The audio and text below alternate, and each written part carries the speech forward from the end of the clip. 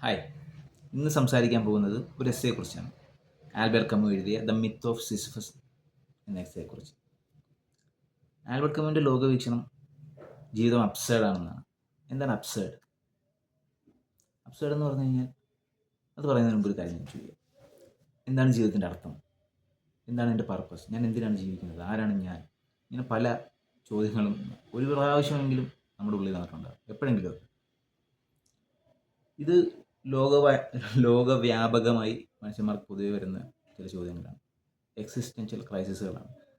So ക്യാമ പറയുന്നത് എല്ലാ മനുഷ്യരും ഇങ്ങനെയൊക്കെ ആഗ്രഹിക്കുന്നുണ്ട്. ഒരു പർപ്പസിന് വേണ്ടി, ഒരു ലക്ഷ്യത്തിന് വേണ്ടി, ഒരു ജീവിതത്തിൻ്റെ ഒരു അർത്ഥത്തിന് വേണ്ടി. എന്നാൽ യൂണിവേഴ്സായിട്ടോ ഇതൊന്നും കെയർ ചെയ്യുന്നില്ല. Universe is indifferent to us. So മനുഷ്യൻ്റെ ആഗ്രഹങ്ങളും യൂണിവേഴ്സിൻ്റെ ഇൻഡിഫറൻസും തമ്മിലുള്ള കോൺഫ്ലിക്റ്റാണ് അബ്സേർഡ്.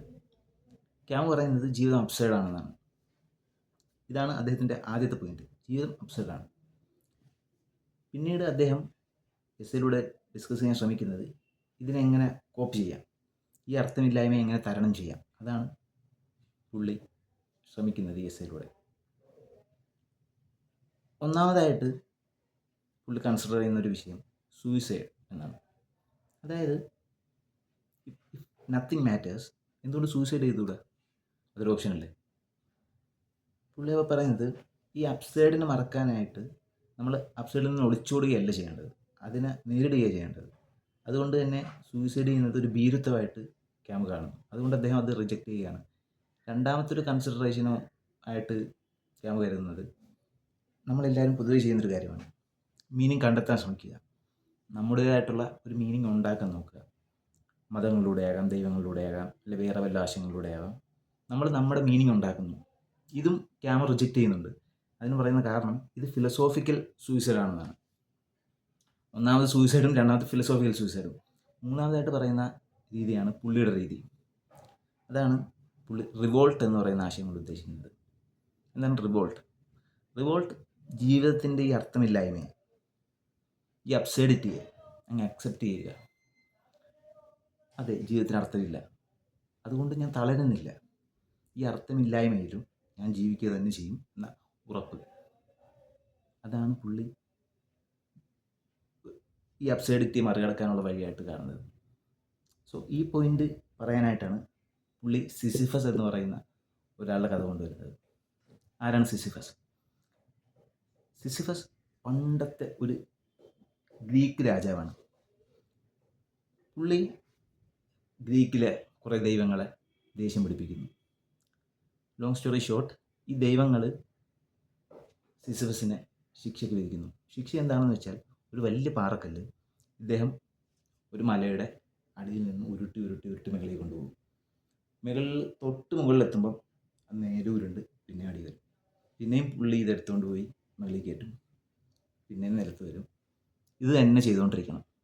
ഒന്ന് രണ്ട് കൊല്ലത്തേക്കൊന്നുമില്ല, കാലാകാലം. ഇതാണ് പുള്ളിയുടെ പണിഷ്മെൻറ്റ്. സോ ഇതൊരു എക്സ്ട്രീം കേസാണ്. ക്യാമു ഈ സിസസിനെ എടുത്തുകൊണ്ട് വരുന്നു. Extreme case. ആർക്കെങ്കിലും എന്തെങ്കിലും ജീവിതത്തിനെക്കുറിച്ച് കുറ്റം പറയാൻ പറ്റുമെങ്കിൽ അത് ഈ പുള്ളിക്ക് പറയാം. സോ ഈ സിസിഫസിന് പോലും ജീവിതത്തിൻ്റെ സഫറിങ്ങിന് എസ്കേപ്പ് ചെയ്യാനുള്ളൊരു മാർഗമായിട്ടാണ് റിവോൾട്ട് എന്ന ആശയം ക്യാമു ഉദ്ദേശിക്കുന്നത്. ക്യാമു ഇവിടെ പറയുന്നത് സിസിഫസിന് ആത്മഹത്യ ചെയ്യാൻ പറ്റില്ല, ദൈവങ്ങൾ അതിനെ അനുവദിക്കില്ല. സോ സൂയിസൈഡ് ഒരു ഓപ്ഷനേ അല്ല. രണ്ട്, വിശ്വാസങ്ങളിലോ ആശയങ്ങളിലോ കെട്ടിപ്പിടിക്കാനും പറ്റില്ല. കാരണം ഈ വിശ്വാസവും ആശയവും എല്ലാം എന്താണോ അതാണ് പുള്ളിക്ക് കൊടുത്തത്. ദൈവങ്ങൾ തന്നെയാണ് ഈ ശിക്ഷയ്ക്ക് വിധിച്ചിരിക്കുന്നത്. സോ വിശ്വാസം ഒരു പ്രതീക്ഷ പുള്ളിക്ക് കൊടുക്കില്ല. മൂന്നാമത്തെ കാര്യം റിവോൾട്ട്. ഇത് അക്സെപ്റ്റ് ചെയ്തിട്ട് ജീവിക്കുക. അപ്പോൾ ഇത് അക്സെപ്റ്റ് ചെയ്ത് കഴിഞ്ഞാലും പുള്ളിയുടെ സഫറിങ് മാറത്തില്ല. പുള്ളിക്ക് പിന്നെയും കല്ലുരുട്ടിക്കൊണ്ട് തന്നെ ഇരിക്കണം. മൈൻഡ് സെറ്റ് മാറിയെന്ന് പറഞ്ഞാൽ കല്ലുരുട്ടണ്ടാത്ത അവസ്ഥ വരത്തില്ലല്ലോ. പക്ഷേ ക്യാമു ഇവിടെ പറയുന്നത് കല്ല് ഉരുട്ടുന്ന ഒരു സഫറിങ്ങാണ്, പക്ഷേ അതുകൊണ്ടുണ്ടാകുന്ന മെൻ്റൽ സഫറിങ് ഉണ്ട്, അത് മാറും. ഉദാഹരണത്തിന് പുള്ളിക്ക് കല്ലുരുട്ടാതിരിക്കാൻ പറ്റില്ല. അതിൽ നല്ലത് ഞാൻ ബുദ്ധൻ്റെ ഒരു കഥ പറയാം. അത് ഇതിലും നന്നായിട്ട് അത് എക്സ്പ്ലെയിൻ ചെയ്യാൻ തോന്നുന്നു. സോ ബുദ്ധൻ്റെ അടുത്തൊരു ശിഷ്യൻ വരും. ശിഷ്യൻ വന്നിട്ട് പറയും, ഗുരു, എൻ്റെ ജീവിതം മുഴുവൻ ദുരിതത്തിലാണ്, എവിടെ തിരിഞ്ഞാലും എനിക്ക് പ്രശ്നമാണ്, ഒരു പ്രശ്നം തീരുമ്പോൾ അടുത്ത പ്രശ്നം വരും, എനിക്ക് ഇതിൽ നിന്ന് രക്ഷപ്പെടാനേ പറ്റുന്നില്ല, ഞാൻ എന്ത് ചെയ്യും ഗുരു? അപ്പോൾ ബുദ്ധൻ്റെ ഒരു കഥ പറയുന്നുണ്ട്. ഒരു മനുഷ്യൻ ഒരു കാട്ടിലൂടെ ഇങ്ങനെ നടക്കുകയാണ്. അപ്പോൾ പെട്ടെന്നൊരു അമ്പ് വന്നിട്ട് അദ്ദേഹത്തിൻ്റെ വലത്തേ കൈക്കൊള്ളും. വേദന കാരണം പുള്ളി നിലത്ത് വീണ് പോകും. സോ നിലത്ത് വീണ ആ സെക്കൻഡിൽ തന്നെ പുള്ളിക്കൊന്ന് റിക്കവർ ചെയ്യാൻ പറ്റുന്നതിന് മുമ്പ് രണ്ടാമത്തെ ആരോ വന്ന് അവിടെ തന്നെ കൊള്ളും. അപ്പം ഇത് കേട്ടുകൊണ്ടിരുന്ന ശിഷ്യൻ അത്ഭുതപ്പെടും. രണ്ടായിരം പേര്. അപ്പോൾ ബുദ്ധൻ ഒന്ന് ചിരിച്ചുകൊണ്ട് പറയും, ഈ ഒന്നാമത്തെ ആരോ നമ്മുടെ ജീവിതത്തിൽ വരുന്ന ബുദ്ധിമുട്ടുകളാണ്, സഫറിങ് ആണ്. നമ്മൾക്ക് ആക്സിഡൻറ്റുകളാകാം, അല്ലെങ്കിൽ ആരെങ്കിലും നഷ്ടപ്പെടുന്നതാകാം, ദാരിദ്ര്യമാകാം. ഇത് ഇന്നവിറ്റബിളാണ്, നമുക്ക് ഒഴിവാക്കാൻ പറ്റത്തില്ല. ഇപ്പോൾ സിസിഫസിൻ്റെ കേസ് എടുത്താൽ ഈ കല്ലുരുട്ട് എന്ന് പറഞ്ഞാൽ പുള്ളിക്ക് ഒഴിവാക്കാൻ പറ്റത്തില്ല, അത് ഇന്നവിറ്റബിളാണ്. എന്നാൽ രണ്ടാമത്തെ ആരോ അത് ഫയർ ചെയ്തത് നമ്മൾ തന്നെയാണ്. കാരണം നമുക്ക് വന്ന ഈ ഒന്നാമത്തെ ആരോ കാരണം നമുക്ക് ദേഷ്യം ഉണ്ടാകുന്നുണ്ട്, നിരാശ ഉണ്ടാകുന്നുണ്ട്, ഡിസപ്പോയിൻമെൻ്റ് ആകുന്നുണ്ട്, രണ്ടുമൂന്നാണ്. ബട്ട് ചുരുക്കി പറഞ്ഞാൽ ഇതെല്ലാം സംഭവിക്കുന്നുണ്ട്. എന്നാൽ ഒന്നാമത്തെ ആരോ സംഭവിച്ചതിൻ്റെ ഭാഗമായിട്ട് നമ്മുടെ മനസ്സിലുണ്ടാക്കിയതാണ് എന്ത്, രണ്ടാമത്തെ ആരോ. ഒന്നാമത്തെ ആരോ അക്സെപ്റ്റ് ചെയ്യുക, അതേ മാർഗ്ഗമുള്ളൂ. ബുദ്ധൻ പറയുകയാണ്, ഒന്നാമത്തെ ആരോ നിങ്ങൾ അക്സെപ്റ്റ് ചെയ്യുക, കാരണം അത് ഇന്നവിറ്റബിളാണ്, ആർക്കും തടുക്കാൻ പറ്റത്തില്ല. ഈവൻ ബുദ്ധൻ പോലും ശാരീരികമായ ബുദ്ധിമുട്ടുകൾ അനുഭവിച്ചിട്ടുണ്ട്, ബുദ്ധൻ്റെ പറഞ്ഞിട്ടുള്ളതുമാണ്. എന്നാൽ രണ്ടാമത്തെ ആരോയിൽ നിന്ന് രക്ഷപ്പെടാം, അതാണ് സഫറിങ്ങിൽ നിന്ന് രക്ഷപ്പെടാനുള്ള മാർഗ്ഗം എന്നാണ് ബുദ്ധൻ പറയുന്നത്.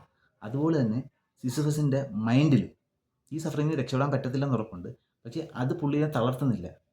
അത് അങ്ങ് അക്സെപ്റ്റ് ചെയ്യുക, എന്നിട്ട് ജീവിക്കുന്നു. ഇതാണ് ക്യാമു പറയുന്ന റിവോൾട്ട് എന്ന ആശയം. നമ്മുടെ എല്ലാം ജീവിതം ഇങ്ങനെ ആയിരിക്കും. ക്യാമു പറയുന്ന ആശയം കൊണ്ട് നമ്മുടെ ജീവിതമൊന്നും മാറാൻ പോകുന്നില്ല, ജീവിതത്തിൻ്റെ പ്രശ്നങ്ങളും പരിഹരിക്കപ്പെടാൻ പോകുന്നില്ല, പക്ഷേ നമ്മുടെ ഒരു മൈൻഡ് സെറ്റ് മാറും. ആ മൈൻഡ് സെറ്റ് മാറ്റം തന്നെ സഫറിങ് വളരെയധികം കുറയ്ക്കും.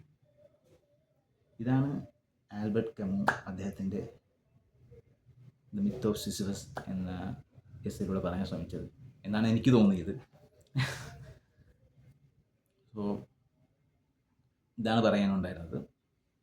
ഇനി ഇതുപോലത്തെ വേറെ വല്ലോ എസ്സേ ആയിട്ടോ കഥയായിട്ടോ ഒക്കെ വരാം. താങ്ക്സ്.